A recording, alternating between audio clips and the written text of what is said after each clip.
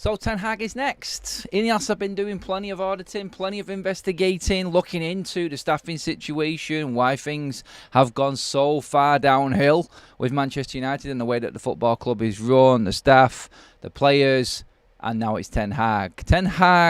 The investigation into Ten Hag and why these injuries are happening, I think, is more of what Sir Jim Ratcliffe wants to look into. Are his training methods, like reported, a bit too intense, too much for these players? Are these players just soft and can't handle real training? Have they gone into some soft soap mode post-COVID? I mean, the COVID conversation keeps on coming back up right now. There's some reports that I'll read you now as to some excuses to why things are happening at Carrington. That'll blow your mind. Like, seriously, how long can we keep using certain things that happened in the past as an excuse? Ineos have come in, I'm just gone, what the hell? Get over yourselves, let's get on with it, and let's start trying to take this football club back to where we actually belong. That includes Ten Hag. We're going to talk about what he needs to do, what has happened, look back on the incidents through the season, discuss, and actually try and figure out why they have happened. Is it all down to Ten Hag, or is that just another excuse? Blame the manager. Are the players literally just say, look, he's on his last legs, let's just throw everything at him and then try and get away with what has been an absolute shocker of a season? We'll dissect it from both sides. We've got Ten Hag's press conference coming up as well. Later we'll have the coverage of that for you guys, as always, here on Forever United TV, thanks to Haters TV as well. Drop in the description below to check all of their other footage out that we've had, and all other managers as well. So you'll see Arteta's today on there as well, from what he's got to say about Manchester United. I'm sure he'll be looking into United and saying, look, the wounded animal and all of that palaver. Realistically, he's like, sharpen your knives, guys. Let's go in and chow down on Manchester United and get this goal difference up. That's what you would be saying as a progressional manager, wouldn't it? I mean, you look at United's situation they're in. Be wary, respect your opponents, but absolutely go for the throats. And that's what finishes United. That's how you would approach them. We'll look into all of that as well within the show. And is it down to Carrington at the end of the day? Is it just the curse of Carrington? I'm going to get into that because Sir David Brailsford actually wants to move from Carrington. It is not good enough for the size of Manchester United. An elite sporting facility. Carrington comes nowhere near, according to David Brailsford. We'll talk into that. Is that hampering things? Are United at the top when it comes to facilities anymore? I think that's a big fat no. So how do we get there? Have we got the money to get there? And is that another reason why performances are down so much? Everything going on. And obviously, from that opening statement that I just made there. Sorry it went on so long, everyone. Hello, welcome to the show. But just off that opening statement there, in your heads, I'm thinking right now, oh, shut up, it's just more excuses. Yeah, I'm not the one making the excuses, I promise you. I'm just trying to break down and discuss for you guys and give your opinions on them and if we take them seriously or not. Welcome to the show, I'm Adam, this is Forever United TV. Please give the video a like to get us started. We love likes on this show, they're free and they help the channel out a lot. So if you want to get involved in the chat, then please do subscribe, because then you can get right in and ask questions to me and give your opinion on everything that I just opened up with, which a lot of is, in my opinion, a complete load of shit. But we'll give you your side and your opinions as well, and just get into everything that's going on. Stu in straight away with a super chat. Thanks, Stu. Don't forget to do the garden today, Adam. Is it a top half garden? The weather's lovely in Manchester, like baking right now. What has happened in the space of a week? Oh, I tell you what, these players, do you know what? I think these players are probably going to have an excuse this week. Like, it was too hot in training. They didn't supply us with sunglasses. I'm only joking. I'm not slagging them off that much, I promise. I will do if they get beat by Arsenal badly at weekend. But well, more on that as it comes, and Ten Hag's presser obviously with it. But investigation into Erik Ten Hag is top of the agenda on the show this morning. I think it's only right.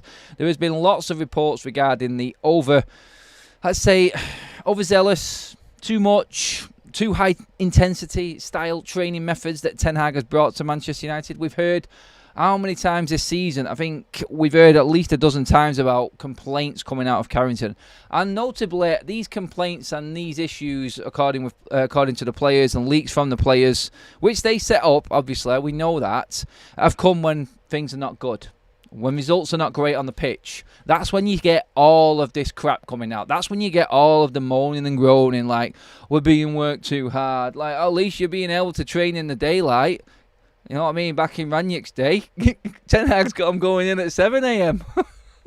Hey, you're not going to worry about that. At least you can get there and not have to put your daytime running lights on your 500 grand bleeding car, eh? Prima donnas, knobhead. Hey, Adam, calm down. Get yourself worked up again. I hope they do turn up against Arsenal this weekend, I'll just say that. But Ten Hag's training methods, there's lots of reports going around regarding this. It's... For me, I just feel like it's just what you expect. Again, it's excuse central. I do think Ten Hag needs to be looked into in general. Like, if Ineos have got anything about them, if they're going in this deep on Manchester United, going in this deep in terms of what's going on with staff, people coming into the office, everything that can be done better, cleanliness of ITs and changing facilities at Carrington and things like this, then you have to look at the obvious, and the obvious is a failing manager, which he is at the moment, because you can't argue with the position in the league. It's right there at the bottom of your screen. I'm clinging on to just about seeing fifth in that table there. So we have 4 places on the table, and United are in 8th. If we drop any more, I'm coming away from the European places. It gets more and more embarrassing as the weeks go on, that table at the moment. It's really annoying me. But I'm just going to go through something that's been written up from the Mail Sport correspondent, Nathan Salt, with regards to the training facilities and why this investigation is going on. Just some reports here on this regarding all of the issues with injuries and stuff is... it is initially suggested that many injury cases are down to bad luck rather than a systematic failure behind the scenes. One source put this down to post-pandemic build-up of games eventually catching up with United. Shut up! Shut up! Talking absolute garbage. One source. Who is that source? I tell you what, that's got to be sweet and sour, hasn't it? The worst source ever. That has to be, because that is a load of shit. Honestly, to come up with that but post-pandemic build-up of games. Post-pandemic build-up of games. How is that catching up with you now? It didn't catch up with us last season when we were winning a trophy and coming third. So is it just catching up now? Are we just using this as an excuse now because things are shit and the worst it's ever been in the Premier League? I'm not buying into it one bit. You may know a lot more than me and be an expert in physique, in fitness, in conditioning, or anything like that. Get in the chat and let me know what you think. But I'm looking at that and going, sorry, what? Post-pandemic build-up of games? Like, no, it's not. It's last season, we had a World Cup. Last season, we had 60-odd games. This is why the players are tired. And a shit run pre-season, where it was absolutely nothing to do with the fitness, with the football, or anything. There was no focus on that at all. And I'm with Ten Hag on that side of things. I know for certain, just through being on these pre-season tours, United staff talking to me, and Ten Hag's commitment to commercial duties, it's a pain in the effing ass. Honestly, if I was Ten Hag, I'd be blowing my top. I'd have an haircut like Ten Hag if I was in charge of United on these pre-season tours. The amount of crap that they have to do is ridiculous. And this is where this went wrong. Not post-pandemic bollocks like that. It's because some players were playing 70-odd bleeding games last season. That's ludicrous. And it's going to get worse as we go on. So let's look at that. Fatigue-wise, and this is not just United, by the way. Let's just make that clear. This is everyone in European world football having to deal with the same crap here. I remember speaking to Matt Robbins after the Wembley game. And Coventry have played more games than City and Manchester United. And we're still trying to get into the playoffs at that time. You just get on with it. This is football. You have to deal with it, was his response to that. But I do feel for Ten Hag when it comes to pre-season. Like, that man there wants to be all about the football. He is dead right in how he approaches what he wants a pre-season to be like. 100%. I'm not even going to even use this as something against him or blame him for any of it. He doesn't want to do it. It was made clear, and the staff were pretty much telling me exactly that. It's obligations to sponsors and all of the absolute crap that goes on in pre-season. We were the most ill-prepared team going into the start of this season. It's a farce. It's an absolute joke. And Ineos, if they've got anything about them, will be all over this pre-season tour right now. And I tell you what, if there was a tour that looked like a Ten Hag tour, and he's just had enough, it's this one that's coming up right now. Hardly any travelling. And that story that came out about pre-season and everything being enhanced and then getting another extension onto it because there's now no winter break and the FA Cup replays are gone. Like, you heard Ten Hag talking about that. The bigger picture with this is that they're going to try and move that time into pre-season now. So the rest that we're going to get in winter that's gone, that lasted, 2 seasons? Shocking. That is now going to be replaced with a longer pre-season. Therefore, clubs being able to make more money. There's already been stories leaked out that United want to extend this to try and make more money out of it. It's not going to help these players one bit. Honestly, last season, I don't think... I made the comparison back then. I'm sorry to go on about this, but it's just reminding me of, because I want to defend Ten Hag where I can as well. I want to be balanced in the argument, as I always am. Everyone knows where I'm at with him. I don't think he's up to it. But when it comes to this, and him being investigated, the injuries and everything like this, and being fully prepared, United are not. They're just not. And this is where Brailsford coming in will probably be the best thing that's happened to Manchester United. If they've got any power and any say, and they have now got control, or not full control, but they have got control into the commercial side as well as the sporting side now, as reported, then they will organise these pre-season tours to suit the manager and help the team best they can, because they are a joke. They are not helping anyone. The way you look at it is, I compared Levi Colwell of Chelsea, played in the under-21s Euros, which England won. Fantastic achievement. He was on pre-season tour with Chelsea. He had more game time, having played an international tournament. He had more game time and more preparation than any Manchester United player. And this was a kid that was in an actual pre-season tournament as well. We went in. Some of these players didn't even get an hour's worth of action in the pre-season tour. And then we go into that first game of the season and we look like complete crap against Wolves. I'm not surprised.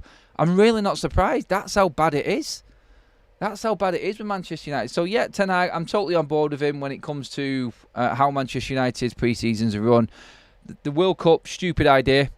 Players not being prepared. Ten Hag, and this is the other side of the argument with it, and so I'm balancing it out. I'm there with Ten Hag on that one, but to balance the argument out, the other story from Nathan Salt says, there has been a strong feeling among some sources that intensity of Erik Ten Hag's training, particularly for players returning from lengthy layoffs, has played a factor in re-aggravation of injuries. Now that I am on board with, because how many players have been rushed back in and then gone back out this season? How many players have had an injury, come back, and then had an injury again? It is through pure desperation. Johnny Evans didn't fail a fitness test before Crystal Palace, but Johnny Evans wasn't 90 minutes. The game was done. Johnny Evans could have come off. Ten Hag, damage limitations, bringing Amrabat on for a forward. You might as well have took Johnny Evans off at the same time. That's what you should have done. Maybe just change formation, go 3-5-2. Just drop in, stop the rot, something like that. Help these players out, because you know what? He's probably got a better chance against Arsenal if Johnny Evans is fully fit and not risked with another injury. We're going to find out where the injury situation is when the press conference comes up later. So I think the press conference is officially just after 1 o'clock today. So we'll have coverage of that later on, guys, for you here on FUTV, as we always do now, courtesy of haters, like I said earlier on. And thanks to them for bringing us that footage. Really appreciate that. And it's going to be, I think, questions around Martinez, Rashford. Fully expect Rashford to play this weekend. I think any sniff of fitness for him and he's in. But Martinez, I don't want him anywhere near that team. I don't think he should be rushed back in. We're not going to beat I don't think we can beat Arsenal with Martinez. That sounds a bit negative and downbeat, but have we got a better chance against Newcastle and Brighton with Martinez playing a bit of time? Yes. Has Martinez only just come back into training this week? Yes. Have we done this before with Martinez, rushed him back and then he's got injured again, like that article says? Yes. Stop it. The final is more important than anything right now. I don't think we can beat Arsenal. I think Newcastle will probably beat us. Best we can get out of that is a draw, and look to getting as many players fully fit and giving ourselves the best opportunity possible, because the league is gone. It's gone completely. You could maybe scrape Europa League out of it, but from what's being said, and there's a lot of reports, mainly from the Mirror last night, and Disco Dave saying that Ten Hag will be sacked at the end of this season. The only thing that stops Ten Hag getting sacked is if he beats Manchester City in the final, and that's not even good enough. I don't think that's going to get him over the line into the start of next season, according to these reports. But, do you know what? It does make you think. It does make you think, you know what? This is Ineos thinking this way. Has he got something compared to the other people that we're talking to? We said it all along, like, you can't ignore 2 trophies. They're not the right trophies. They're not what United should be challenging for. But it's better than what we're being linked with, apart from Tuchel, obviously. I'm not going to get into that conversation today. We covered all of that regarding other managers coming into Manchester United. I don't even want to go there. I want to talk about what we're dealing with and what we've got right now on the eve of Arsenal this weekend. Ten Hag's press conference, what he's going to be saying. The investigations from Ineos are definitely something I am fully into. I love the fact that they're doing this and outing everything that United, or what has been wrong at United over the last few years. Into the super chats again. Thomas Mercado, thank you very much, mate. Whole lot is a mess. Ten Hag will be glad to go. Probably, you know what, if he does let go or if he leaves, then he'll probably look back on United and go, tell you what, I feel like a weight's been lifted off my shoulders. Look at the actual physique and sort of appearance of every single Manchester United manager in their last weeks compared to how they are now. Just look at them. Look at Ole Gunnar Solskjaer. Looks like $1 million again. He looks like he's just been on a spa for 2 years. That man. When he was at United, the man looked dead. He looked like he was on death door. Like we just dug him up. Ten Hag pretty much the same. This season, when the stress has been there and everything has been going on, Ten Hag has looked a bit of a mess. And you know what? That's what this job does to you. It does. He's had a lot to deal with, and the club haven't helped him in a lot of departments. They have helped him in some, but since his buddies have gone in Arnold and Murto, like, he's been on his own, and you can tell he's struggling. The whole demeanour, the whole attitude, the whole response factor from Ten Hag to key questions and certain incidents with United has changed completely, and I think that is down to the fact that he has lost his sidemen, basically. That's not KSI, by the way.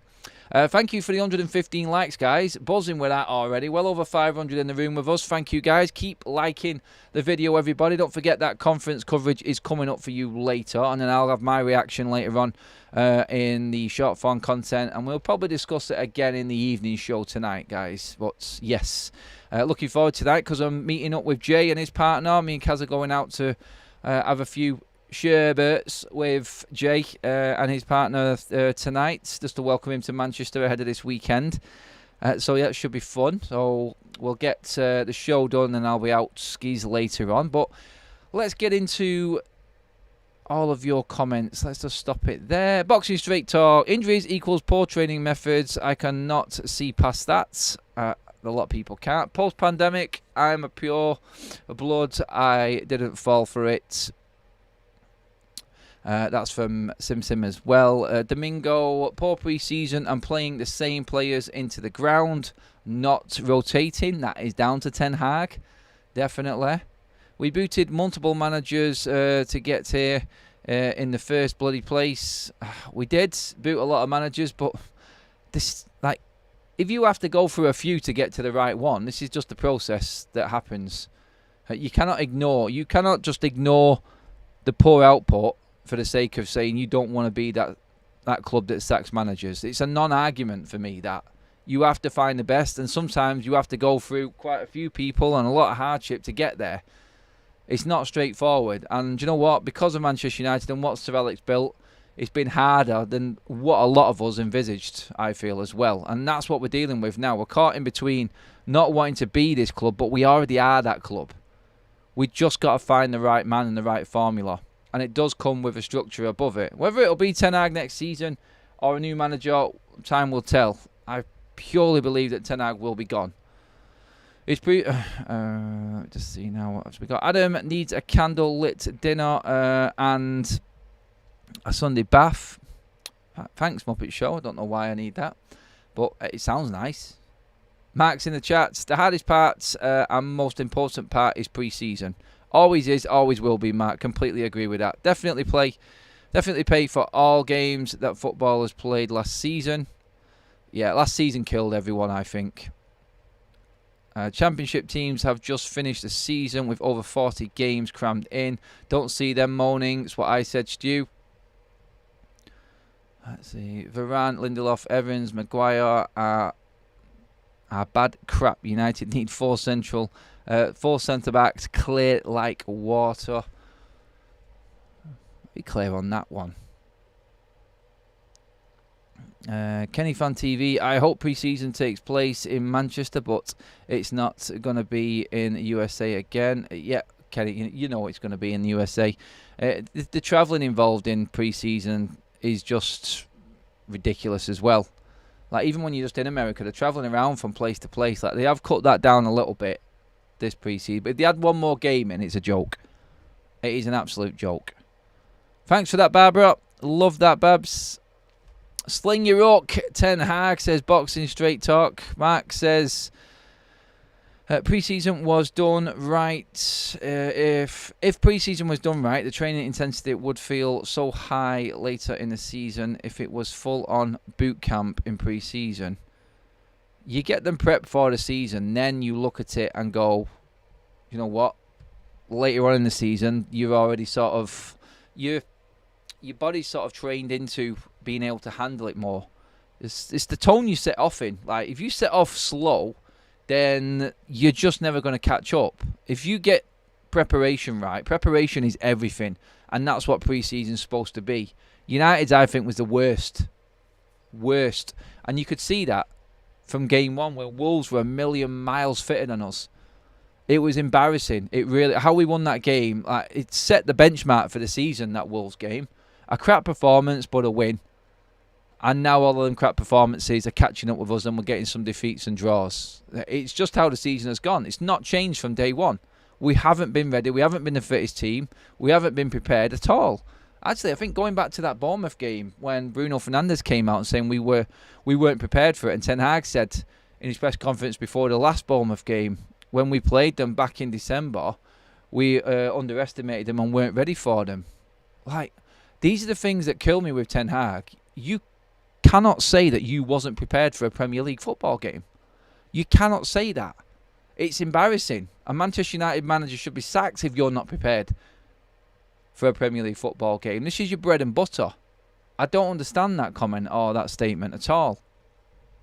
Almost at the 150 like mark, guys. Thank you. Keep them coming in, please. Jonathan says, Adam, do you remember the start of the season, how Eric Ten Hag eased the players into the team? It took 2 weeks for them to be introduced. They had to learn the system and get fit. What happened? This is the thing. You know what? Someone, who was it who was talking to me yesterday, I think. It was someone outside of Old Trafford saying, remember, like early on in Ten Hag's reign, like, he was changing things last season. Like, he adapted some of the formations and some of the stuff that he did. And what a lot of fans cannot understand or fathom is why Ten Hag has all of a sudden changed the way he operates. Like, he has completely changed. Where did long ball come from? Like, why are we so persistent with the long ball at the moment? Jamie Carragher's analysis of United was embarrassing, and I don't like it, but it was true. Manchester United are the worst coach team in the league. It looks that way, and when you break it down and watch the game back, and I'm sure that United will watch the game back, like, they have to. It's part of the jobs. Like, how are they not picking up on that and changing it the week after? Because it's the same every single week. Are they just not listening to Ten Hag? Has he done something which has completely baffled their heads and they don't understand? Like, it is crazy how poor we are in games. In terms of the 2 weeks, I think some were rushed back quicker. I think Martinez was rushed back at the start of the season.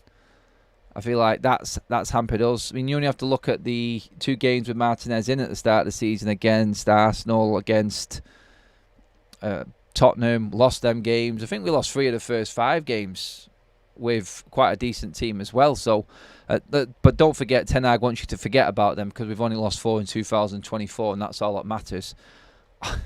I'm balancing it. I have said some good things as well, I promise you.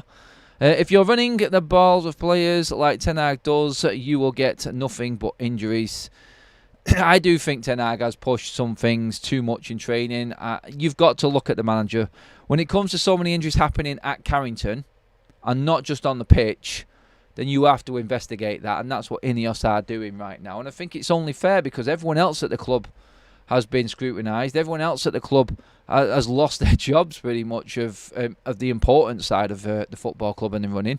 Some of the staff have said go elsewhere if you don't like these new working conditions. And I think Ten Hag has to fall in line with it as well, like every other person at the club does. The players have had to, quite clearly. Erik Ten Hag must have realised that his expectations of the players is not achievable. He definitely does now. He definitely does now. Adam, they won't can Ten Hag yet because of money. Ineos is making us suffer on purpose. I don't think they're trying to make us suffer on purpose, but I do agree in the line of Ineos are in a perfect position right now. They're like, well, what do you want us to do? We're bought into this club to help Manchester United and take them forward, but this mess was created elsewhere, and now we're trying to repair it.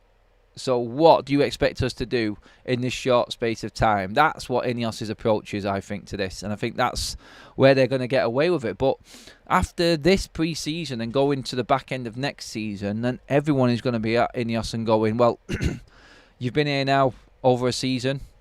You should have understood everything that was needed. Like, expectations will start mounting and mounting because at that point you're near enough a third of the way through this plan that they've got to be bringing United back to the glory days within 3 years. All this long ball makes me think George Graham is our coach, says Stu. Patrick, Ten Hag is to blame for everything wrong at United. That's beyond evident and has been at fault for years now. He is to blame for everything at United. No, he's not blame. He's not. Did you get that wrong? Isn't to blame for everything at United? Maybe Patrick there, but you can't blame Ten Hag for everything. Definitely not. Hello to you as well, Tom. Man United with injuries should go to a 4-5-1 because the midfield is too open, but he won't adapt. He will not adapt. Hello, Babs. Phil Jones set to.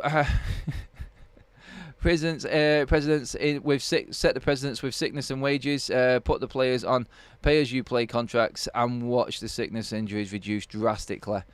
Yeah, unfortunately the agents have got their teeth well and truly into the system and that will never happen, but I would love to see that as well. It would be glorious to see players squirm like that.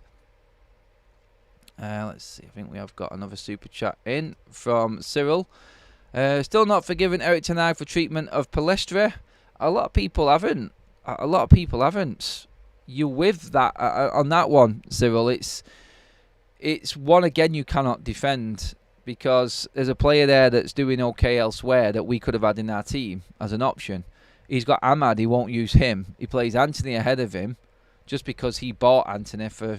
He didn't spend the money on him, but he bought Anthony in. Now. He's been scrutinised for all of his transfers. He's been scrutinised for his tactics. He's been scrutinised for the way he speaks with the media and handles the media and answers certain questions. So the first thing that he's going to do is try and make sure that the players that he's bought actually try and produce something like that. By doing that, he's putting them on the pitch continuously and they're failing. And everything is just closing in on him. I can see what he's trying to do and he's hoping that these players can actually show him, like, look, I've bought you in. Show me what you're worth. Go out there. But he was the one that brought these players in that are not good enough. I'm sure Ineos will be looking into what Ten Hag's transfers were as well. I'm sure they'll be looking into why we bought Anthony, why we bought Casemiro, why we bought Eriksen. All of this, why Onana was bought when we had a goalkeeper there and the money could have been spent elsewhere. We could have got Mason. We could have got Declan Rice if we didn't go and buy Onana and Mount and still had a decent goalkeeper that would have, I don't know, maybe put De Gea on a pay-as-you-play if you weren't going to spend a lot. I mean, honestly, the amount of money we paid on Bayindir, I would have liked to have seen him in goal this season and saved the money we spent on Onana and actually put that together with the Mason Mount money and bought Declan Rice. I think United would have got Declan Rice if we went in for him. More of your chats coming in. Did he actually bring Onana in? De Gea was not the problem holding the team back. De Gea was a problem. Like, we had to move on from De Gea. I agree with that. But he wasn't their biggest problem last season for me. Like, we needed a new goalkeeper to play a new system, according to Ten Hag. Pass out from the back. His words, and that's his goalkeeper to do that. He made a beeline for Onana. That's on Ten Hag. All Onana does is kick the ball long and out of play. Or maybe to Garnacho's head, who's never going to win a header in his life against the defenders in the Premier League. So that's Ten Hag. You can't get away from that. That's his fault. And his explanation for bringing Onana in was that we wanted to pass out from the back. We don't do that. We can't do that. We haven't got the players or the goalkeeper to do that. So that is inexcusable from Ten Hag on that side of things. According to the media, Ineos love Antony. I don't see that. No, that's definitely made up, that one. Honestly, guys, when it comes to the treatment of David De Gea, like, I'm sorry, I'm not even going in on Ten Hag on that. I ain't got a problem with Ten Hag's treatment of David De Gea. He didn't want him as goalkeeper. The problem I've got with Ten Hag is getting rid of De Gea and bringing Onana in. Like, getting rid of De Gea was the right thing to do. But did you need to go and get Onana? That's on Ten Hag. In terms of the treatment of Onana, of De Gea, Ten Hag is the manager of Manchester United. He's just off the back of finishing in the Champions League and winning a trophy and getting to the FA Cup final. He had a lot of credit in the bank, Ten Hag, at the start of the season. And I think he got backed by the football club simply because, you know what, he's produced in his first season. He's got a tune out of Manchester United, and we can maybe move forward from here. So they backed him in the summer. They've gone with his targets, and they have fallen down massively and have caused loads of issues this season. Loads of issues. I mean, Antony wasn't great last season, but he was twice as good as what he has been this season. So again, it comes down to the handling of the players that Ten Hag's brought in. The favouritism that he's shown to certain players, which does look like it's happened. And Ineos will be looking into all of this. It won't just be around the training facilities, the training ground methods and the injuries and stuff like that. It will be into Ten Hag. And if I were Ineos, I'd be like, why Onana? Why? Why Mason Mount when we didn't need that player? Like, you could have got Declan Rice. Like, can you tell us now that everybody's gone, what happened in the negotiations for Harry Kane, Declan Rice, people like this? That's how you have to look at it. Hello, Modern Samurai. Patrick, welcome to the Members Club as well. Thank you so much for joining the Elite Force, which is the FUTV Army, my man. Love that. Make sure that you do tune into the members' videos as well for our latest watch-along updates and extra content. We'll be doing... we've got something planned with Tifo that we're trying to put in motion at the moment, guys. So anyone who's a member... just stay tuned. Nothing definite yet, but something I wanted to try, which is really exciting. I'm excited about, which I think you guys will be as well. So stay tuned to that. I'm not going to give anything else away, but just to prove that we do look after the members and give a little bit more back as well to try and get you guys on the inside of what is happening. And it's a big thank you to you guys as well. Adam question, says Fred. Do you think the way Ineos is buying 25% is working? Where and how long before full takeover, if at all? I think they'll want to get Manchester United into a position, like looking right now, like it's great. So Jim Ratcliffe's £1 billion richer since taking over Manchester United. That's not just United, that's all of his assets. So he's actually worth more. Manchester United are worth more right now. That won't be the case next season unless we are right up there in the Premier League, because we're out of Europe and the whole valuation of football clubs is based on income from competitions and what you've won. Obviously United were in the Champions League this season. We got a lot more money for that. So next season with no European football, we're obviously going to be worth a lot less than the other teams up there like Madrid, Barca and City. Yeah, I feel like he's getting himself into a position where United are playing well again, and I think he will just keep increasing the money that he puts into United. I think he'll keep on chipping away at the Glazers. That's how I see it. And for people, like we've said it right from the start, people worrying about the Glazers still being here and being able to pull the plug on Sir Jim Ratcliffe and Ineos, well, you should look at that as a positive, because that means that they have to sell the whole club to get rid of Ineos. That's the only way. They can't sell their shares. They can't do that. They can only sell the club, and then that means that Ineos has to fall in line with that or make a counter offer to buy the whole club, which they probably will be in the strongest position to do at that stage. So I'm not worried at all about the Glazers right now in the long term of things. And maybe in my lifetime the Glazers will be gone. I don't think it's going to happen anytime soon. I would say Glazers out 10 years from now, maybe. Where will United be in 10 years? That's a question. Wow. I'd love to just go fast forward and see where we're at right now. Facilities at Manchester United. Carrington, where the press conference is going to be held today. And I can see where Sir David Brailsford, who has been around Carrington and has not been impressed with the training ground at Manchester United, he has said that they need to move, according to reports. A few papers have said this, including the Manchester Evening News, that David Brailsford does not think this is an elite facility, as in Carrington. It's not. It's good, but it's nowhere near good enough for Manchester United. The extension that they've just put on, which I don't mean to be downbeat or overly negative on this, and I know you guys always go on at me about being negative, but I've seen the extension that they've put on for the women and that women's section at Carrington. It's nice inside, nice. It is basically porta cabins connected to the side of the academy building at Carrington, and it's taken up parking room spaces. You cannot hardly park at Carrington. Like, there's no room.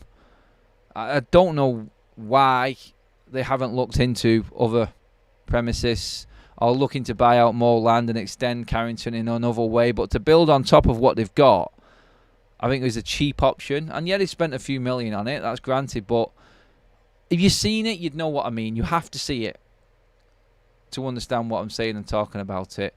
And it isn't good enough for an elite football club. It isn't good enough for Manchester United. We are behind championship clubs when it comes to training facilities. Completely on board with Sir David Brailsford on this one. I don't think it is good enough, Carrington. It's not good enough to hold press conferences. Back in the day, you had to hold a press conference at Old Trafford for the Champions League. And Ten Hag changed that. He's made it happen at Carrington because he wants to be close to training and just be able to go from one job to another without the travelling. I understand that a little bit, but it's too small. They've moved the press conference location at Carrington already because it's too small.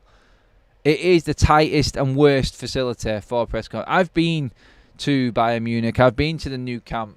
I've been to Wembley. They leave Manchester United for dead.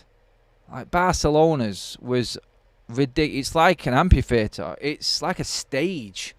Manchester United, God, like honestly, it's embarrassing. If you've seen everything that was happening, like everything facility-wise that United have got, like Ineos must be doing a nut because they are elite. They want to be the top of the tree, but you are not going to be top of the tree or seen as top of the tree. Some of the foreign media coming to United are baffled by the setup compared to what you get at other modern stadiums. It's embarrassing. It really is. It's probably the worst that you get. And then we talked yesterday about everything staff-wise and everyone up in their game. Like, you only have to look at the food on show at Old Trafford and the drinks and the matchday experience. The media experience is probably the tightest and worst that you get as well. It's not good. It's not good. And I think this investigation will uncover that.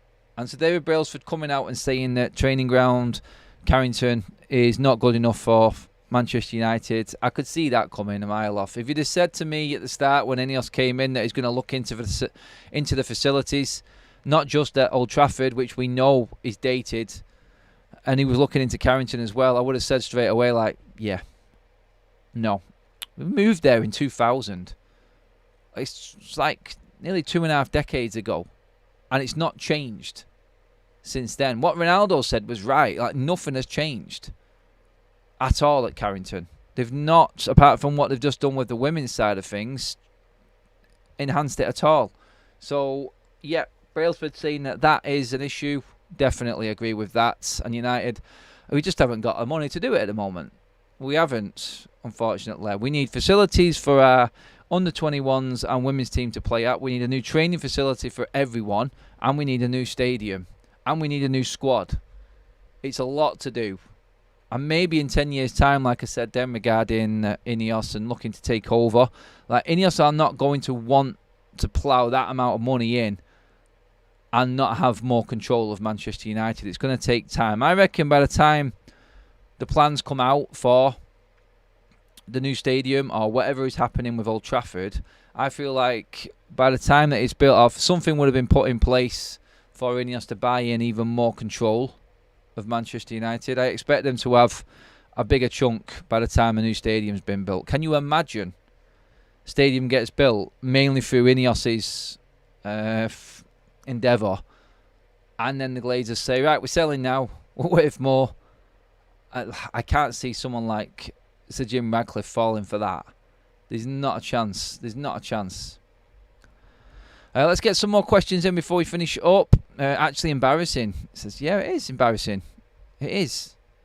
Agreed. Anana couldn't save a pen. His technique is crap. Always dives before the ball is kicked. Talk about letting off the penalty taker. Can't remember when he saved that one against Copenhagen, and we all thought this might be the turning point for him. Salvaging a win against Copenhagen with a penalty save. We should have known back then how bad the season was going to be. I want an investigation into who cuts Jim's hair. He should just go bald is best. The rest of the team is bald is best, isn't it? So David Moyes is available. He's willing to take. He's willing to take charge of Manchester United. Yeah, I bet he is. There's a source for every occasion. There's no one fits all. There's not one that fits all. Let's go in for a few more. I wonder if a lot of these issues are because Man U is a publicly traded company. No idea, mate, on that one. Guys, please give the video a like. We're almost at the 200 mark, so if everyone in the chat right now could like the video, that would be amazing. Thank you, guys. Don't forget, press conference coverage is coming up. Ten Hag is due to be speaking to the media within the hour, so we'll bring you that as well, guys. But yeah, that pretty much does sum everything up. Please download our SofaScore app, bottom right hand corner QR code. There is a link in the description as well, guys. Completely free. Just helps the channel out. If you want to contribute to the channel, then you can download that for free. That does help as well. Optimally Me, our health sponsors, you would say, bringing the doctors to your home. Simple, easy test that you can do rather than going out to the doctors or the hospital in the comfort of your own home. QR code there on the left-hand side with my discount code for them. And yeah, like I said earlier on, press conference coverage. Haters, they're in our description for Arteta's press conference coverage as well. You'll get that later. Interesting to see what he says about United. But that has pretty much covered everything so far, guys. We'll be back later on. I'll be back with reaction from the press conference and later on this evening as well for the evening show, guys. So just want to say a massive thank you again to everyone. Great show, guys. I will see you all later. Give the video a like and do subscribe to the channel if you are tuning in for the first time. Just on your way out, you might as well. And again, thanks a lot, guys. Super chats, new members, contributions to the chat, live comments, everything. Get your comments in below once the video goes up on YouTube as well, guys. That's it for now. Thank you